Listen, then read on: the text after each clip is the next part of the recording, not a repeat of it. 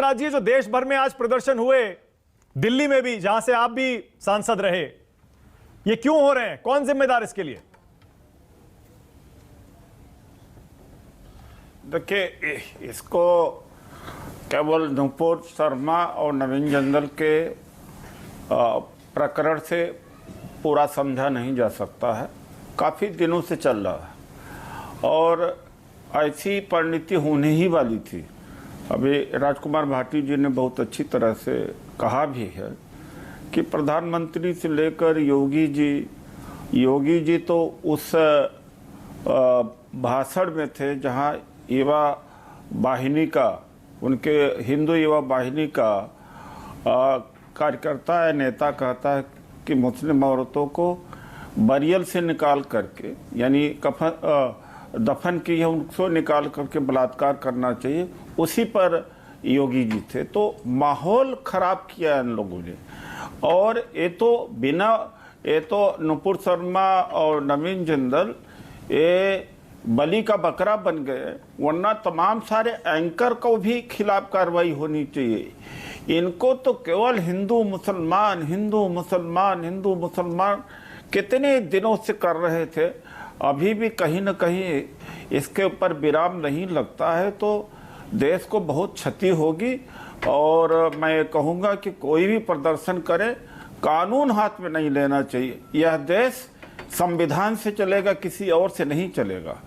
जो भी है पीसफुल किया जाना चाहिए, कानून को अपने काम करने देना चाहिए। लेकिन किसी भी तरीके की, चाहे हिंदू हो चाहे मुस्लिम हो, उनकी प्रतिक्रिया हिंसात्मक होती है, गैर संवैधानिक होती है, तो वह बात नहीं बर्दाश्त की जाएगी। यह जनतांत्रिक देश है और भावनाओं के नाम से या किसी चीज के नाम बिल्कुल ठीक है नहीं किया जाना चाहिए। हाँ। और जो एक कानून व्यवस्था दी गई है कि आप डेमोन्स्ट्रेशन, धरना प्रदर्शन कर सकते हैं, लेकिन आप परमिशन लेके करिए। तो इस तरह से ही देश चलाया जा सकता है। इसका बड़ा प्रतिकूल असर है। एक बात और मैं कहूँगा कि ये अगर अरब कंट्रीज ने इसका विरोध न किया होता तो नूपुर को पुरस्कृत किया जाता, नवीन जिंदल को पुरस्कृत किया जाता। ऐसे लोगों को पुरस्कृत किया गया है। कपिल शर्मा को, जिसने पूरा दंगे को भड़काया, उनके खिलाफ कोई कार्रवाई नहीं हुई। औरों को पकड़ करके जेल में डाला गया। अभी तक एक मंत्री है, उनका नाम नहीं लेना चाहिए, और सांसद भी है जिन्होंने कहा कि इनको मारो, देश के गद्दारों को मारो, सालों गोली, तो उनका प्रमोशन ही हुआ। तो ये बताइए, पहले जब ऐसा हो रहा था तो एक बैकग्राउंड बना है। कहने का मतलब है कि चारों तरफ ऐसा माहौल पैदा हो गया है। अब यह देश किस तरफ जाएगा, मानक जी, कुछ कहा नहीं जा सकता। हम बहुत अंधकार की ओर जा रहे हैं। अभी भी इसके ऊपर विराम हो। और मैं इस देश के मीडिया से हाथ जोड़ के कहूँगा, एंकर्स को हाथ जोड़ के कहूँगा, अगर एंकर प्राइवेटली हमसे ये कहते हैं कि क्या करें, नौकरी करना है, तो देश के खातिर खाने बिना नहीं मर जाएंगे। अगर मालिक का दबाव भी आता है, सरकार का दबाव भी आता है, तो नौकरी छोड़ देंगे तो इतने काबिल हैं कि खाना खा सकते हैं।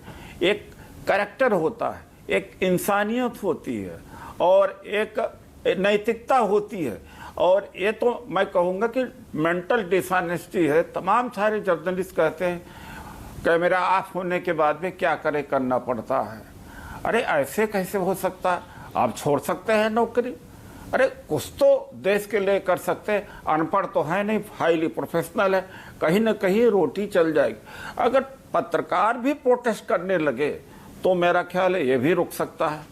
मालिक लोग जो है इसमें अगर इस तरह से सरकार के कमांड को न माने, उनका बिजनेस लॉस हो जाएगा, खाने बिना मर नहीं जाएंगे।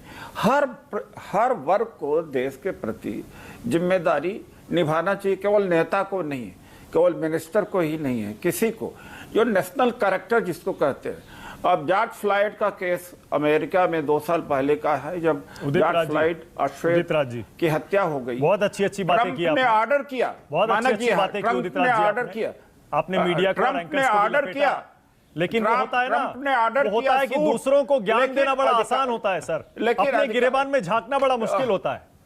नेता और कांग्रेस के नेता भी कैमरा बंद होने के बाद क्या क्या बोलते हैं सर, मैं किसी दिन आपको बताऊंगा वो भी। कहा लेकिन उदित राज जी, हम मैं दूसरी बात कह रहा था संविधान की आपसे। नौकरी करते हैं, ट्रंप अरे उदित साहब राज जी, मैं आपकी कह रहा नौकरी नहीं कर था सकते। दो चार शब्द तो जरा, ये जो एक नेशनल पुतला लटका दिया नेशन एक के महिला ऊपर का, सबकी जिम्मेदारी। इस पर भी कह देते